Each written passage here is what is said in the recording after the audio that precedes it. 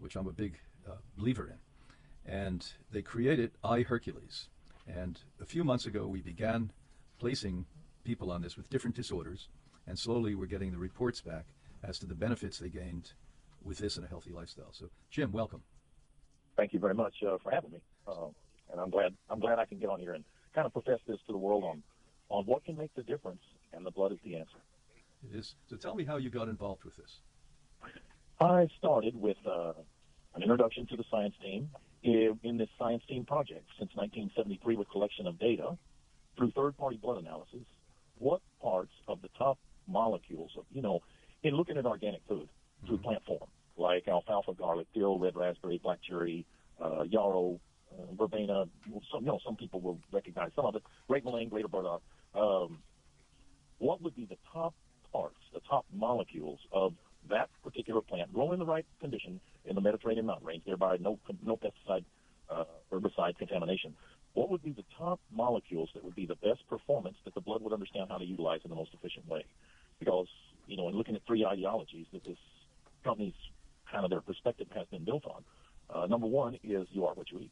I mean, after all, if we ate nothing but junk food, fast food, cookies, cake, refined sugar, whatever, nothing else was on our diet for 90 days, we probably wouldn't look and feel very good. Yeah. Number two, life is in the blood. Nothing's functional without the miracle compound in the blood. The mind or body will not operate without it.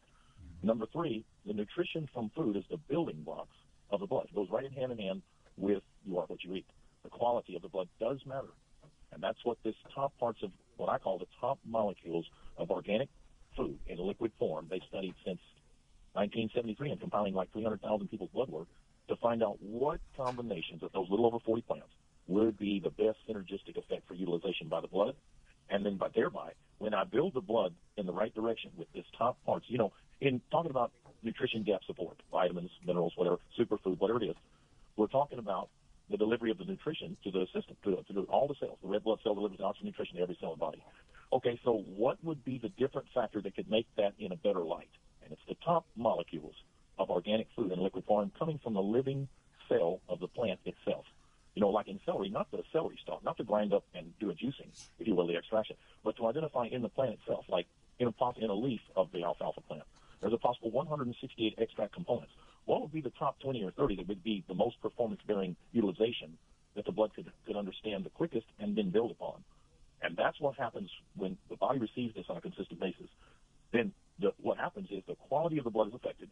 The signal from the brain to the vascular system, the vessels that carry the blood, tells the vessels to open up to receive this better compound, this better blood, if you will, from this better nutrition. When it does, miracles happen. First thing is a